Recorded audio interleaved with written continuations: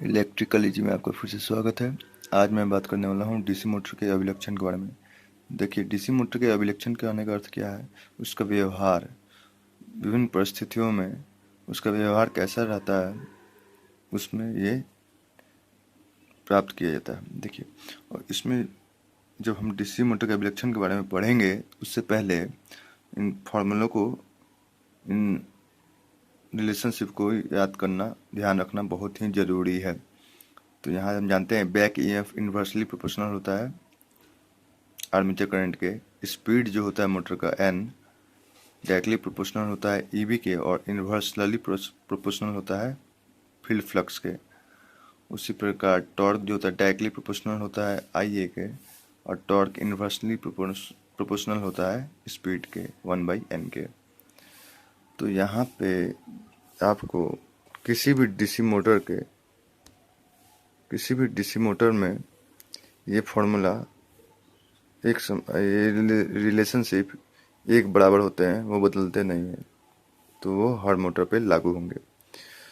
अब देखते हैं यहाँ पे डीसी मोटर के अभिलक्षण में 3 अभिलक्षण होते हैं। एक होता है लोड स्पीड अभिलक्षण, या हम लोड को कहें आर्मेचर करंट, लोड के बदले आर्मेचर करंट भी कहें तो गलत नहीं होगा। अब देखिए कैसे, क्योंकि आर्मेचर करंट लोड जैसे जैसे बढ़ता है, लोड कहने का अर्थ क्या हुआ कि मोटर के पुल्ली में जो हम लोड देते हैं, भार देते हैं, मैकेनिकल लोड देते हैं, वो जैसे जैसे बढ़ता है वैसे वैसे आर्मेचर करंट भी बढ़ता है। तो चाहे हम लोड कहें चाहे आर्मेचर करंट कहें, दोनों बात बराबर होगा। तो यहाँ पे देखते हैं क्या है कि यहाँ पे पहला आर्मेचर करंट या कहें तो लोड के साथ स्पीड के साथ कैसा रिलेशनशिप है। मतलब कहने का अर्थ क्या है कि स्पीड अगर हमारा मोटर का बढ़ रहा है तो आर्मेचर करंट कैसा होगा, या लोड बढ़ रहा है तो स्पीड में क्या अंतर आएगा, तो ये देखते हैं। ठीक है, फिर दूसरा है स्पीड टॉर्क अभिलक्षण। अब इसमें देखते हैं क्या कि अगर स्पीड मोटर का बढ़ रहा है घट रहा है तो हमारा जो मोटर का टॉर्क है वो बढ़ता है या घटता है।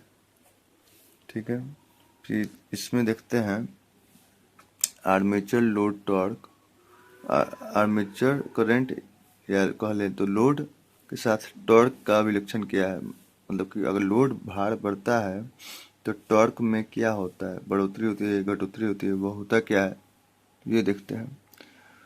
तो इसमें जो है देखिए हर एक लक्षण के लिए हमारा जो है वही जो हमने रिलेशनशिप शुरुआत में देखा था उसको ही अप्लाई कर रहे हैं। जैसे कि आर्मेचर करंट लोड टॉर्क अभिलक्षण में हम इस रिलेशनशिप को अपनाते हैं। फिर उसी प्रकार स्पीड टॉर्क अभिलक्षण में हम इस रिलेशनशिप को अपनाते हैं, और आर्मेचर करंट अनलोड स्पीड अभिलक्षण में हम इस रिलेशनशिप को अपनाते हैं।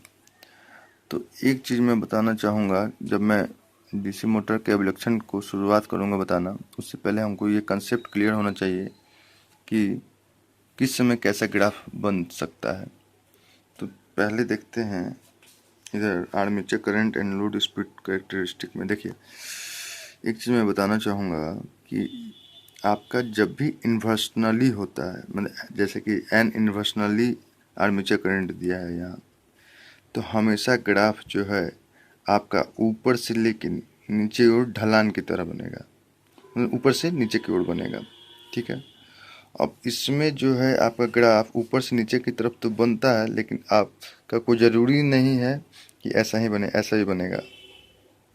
ठीक है, या ऊपर से नीचे मतलब शेप अलग हो सकता है, लेकिन कहाँ से होगा, ऊपर से नीचे की तरफ होगा। ठीक है, तो ये समझ में आ रहा है आपको, ऊपर से नीचे की तरफ होगा। अब देखिए, इस तरह का जो एकदम सीधा ग्राफ होता है वो बनता है जब मानिए कि अगर सपोज कीजिए स्पीड में 100% का चेंजेस हो रहा है नीचे की तरफ या ऊपर की तरफ। ठीक है, तो रिलेशनशिप के हिसाब से देखिए, अगर मानते हैं 100% स्पीड बढ़ गया तो आर्मेचर करंट क्या है, वो घट जाएगा 100%, क्योंकि इन्वर्सली प्रोपोर्शनल है। तो एन जो है 100% बढ़ रहा है तो आई ए 100% घट जाना चाहिए। मतलब जितना बढ़ोतरी हो रहा है उतना ही इसमें घटोतरी हो रहा है। तब जाके तब ग्राफ जब बनेगा तो एकदम सीधा बनेगा। ठीक है।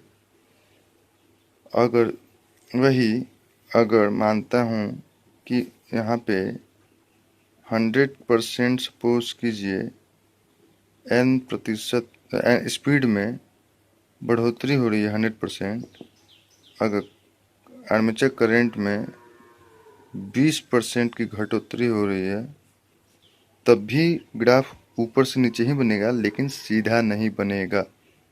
वो इस तरह से बन सकता है या हल्का इस तरह से बन सकता है। तो वो ग्राफ जो होता है, जब हम उसके रिलेशनशिप के हिसाब से जब प्रैक्टिकल करते हैं तो हम उसका वैल्यू पुट करते हैं, तो ग्राफ जिस प्रकार से प्राप्त होता है उस प्रकार से होता है। हाँ, एक चीज़ कन्फर्म है, जो व्युत्क्रमानुपाती है तो ऊपर से नीचे की ओर ग्राफ बनेगा। ये क्लियर होना चाहिए। तो आगे जब मैं समझाऊंगा तो आपको समझ में आएगा। तो जब 100% बढ़ोतरी होने पर 100% दूसरी चीज़ में घटोतरी हो रही है तो ग्राफ ऊपर से सीधा आएगा। लेकिन अगर 100% या ऊपर में बढ़ोतरी, मतलब एकदम बढ़ोतरी के साथ उसी अनुपात में घटोतरी ना हो, तो आपका ग्राफ ऊपर से नीचे आएगा, लेकिन कोई ज़रूरी नहीं है कि सीधा आए, वो कुछ भी शेप दे सकता है। ठीक है। तो ये अंडरस्टैंड करना ज़रूरी है।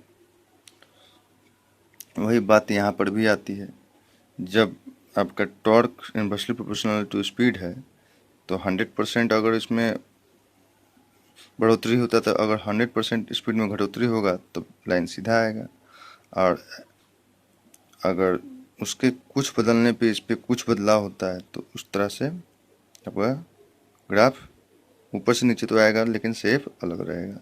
ठीक है।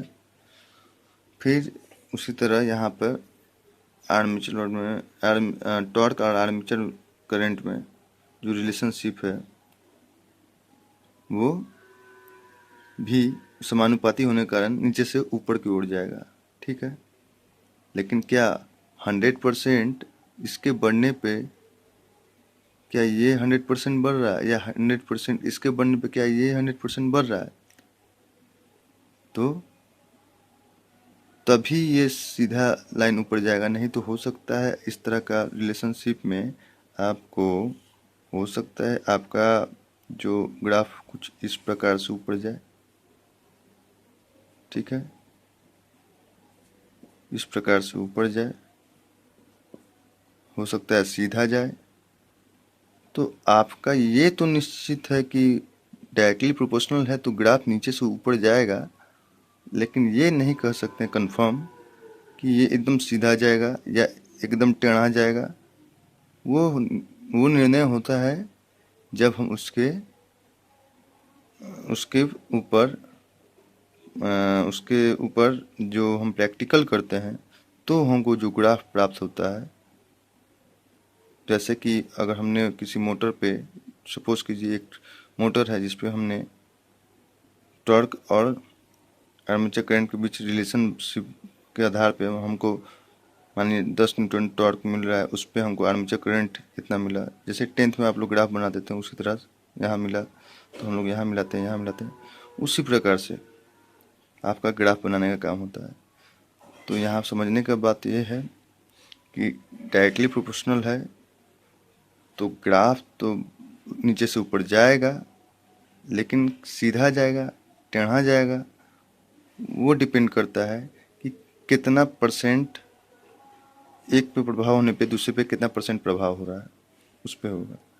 उसी प्रकार इन्वर्सनली होने पर भी वही चीज़ है, कितना परसेंट ऊपर बढ़ने पे दूसरे पक्ष पे कितना परसेंट प्रभाव पड़ रहा है, उस आधार पर ही आपका जो है ग्राफ का डिजाइन तय किया जा सकता है। नहीं तो ऐसे नहीं तय किया जा सकता। हाँ, एक चीज़ हमेशा मैं बार बार कहूँगा, डायरेक्टली प्रोपोर्शनल है तो नीचे से, मतलब कहने का अर्थ क्या है, 0 से ऊपर की ओर जाएगा। अब कैसा जाएगा वो कंफर्म नहीं कर सकते हैं, वो होता है टेस्ट करने के बाद, एग्जामिन करने के बाद, अभिलक्षण का कैरेक्टरिस्टिक चेक करने के बाद। ठीक है। तो इसी प्रकार से आपका इन्वर्सली प्रोपोर्शनल है तो ऊपर से नीचे आएगा, लेकिन वो किस तरह से आता है वो डिपेंड करता है प्रभाव पे। तो आज के लिए बस इतना ही। बस आपको ये समझना होगा मैंने क्या समझाने की कोशिश की है कि ग्राफ जो होता है कब ऊपर जाता है, कब ऊपर से नीचे आता है, कब सीधा होता है, कब तिरछा हो सकता है, टेढ़ा हो सकता है, ये समझने की ज़रूरत है। क्योंकि ये समझ गए तो आपको जब मैं डीसी मोटर के कैरेक्टरिस्टिक के बारे में बताऊंगा तो आपको समझने में और अच्छी तरह से आसानी होगी। आप लोगों का वीडियो देखने के लिए बहुत बहुत धन्यवाद।